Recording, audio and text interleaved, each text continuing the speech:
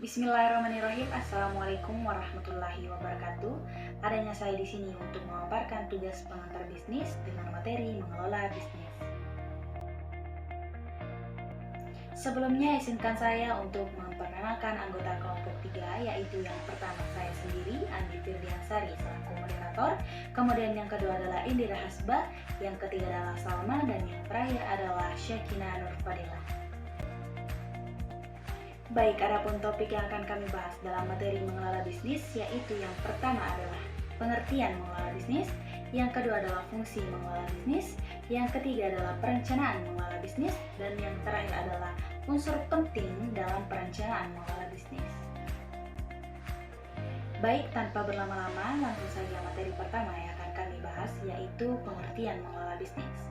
Jadi, secara umum, mengelola bisnis atau manajemen bisnis berarti sebuah kegiatan pengelolaan, perencanaan, pengerjaan, dan pengawasan suatu usaha atau bisnis. Nah, seluruh aktivitas ini bertujuan agar suatu usaha mencapai sebuah target. Kemudian adapun pengertian lain dari kegiatan ini berupa usaha yang sengaja dijalankan dengan perencanaan untuk mencapai target penjualan. Jadi, berbicara tentang mengelola bisnis, tentunya tidak jauh dari kata apa itu bisnis. Nah, jadi maka dari itu kami di sini memaparkan tentang apa itu bisnis menurut beberapa ahli. Nah, salah satu di antaranya yaitu menurut Griffin dan Eagle.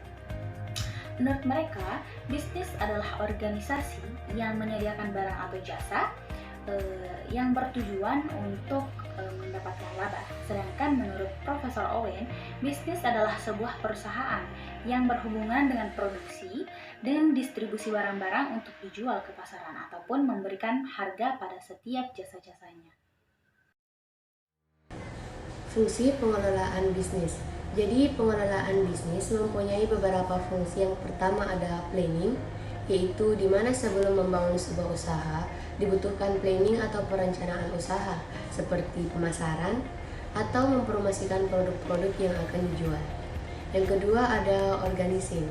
Setelah melakukan planning, maka selanjutnya adalah membuat kelompok kerja, di mana kelompok ini berisi orang-orang yang diberi tugas dengan porsi yang sama, misalnya tim administrasi, pemasaran, lapangan, dan masih banyak lagi. Yang ketiga ada staffing. Ini mencakup sumber daya yang dimiliki perusahaan seperti mesin dan bahan baku. Selanjutnya ada directing atau yang biasa disebut pengarahan. Di sini, tindakan pemimpin memegang posisi penting sebagai penyemangat tim agar bekerja sesuai perencanaan. Dan yang terakhir ada controlling, yaitu merupakan pengawasan apakah sistem kerja telah dilaksanakan dengan baik atau tidak. Karena dengan adanya controlling, akan terlihat poin-poin penting yang harus dievaluasi dan dicatat. Perencanaan mengolah bisnis. Perencanaan dibutuhkan untuk membuat bisnis Anda berjalan lancar dan dapat mencapai sebuah target yang ditentukan. Tanpa perencanaan, bisnis Anda akan berjalan tanpa kontrol yang baik. Kemudian, ada beberapa perencanaan yang harus dilakukan ketika memulai usaha. Yang pertama, menentukan tujuan dan target yang ingin dicapai oleh perusahaan. 2. Susun langkah-langkah sesuai target yang ingin dicapai oleh pengusaha. 3. Menentukan sumber daya manusia dan sumber daya lainnya yang dibutuhkan. 4. Tetapkan standarisasi kerja untuk mencapai sasaran target.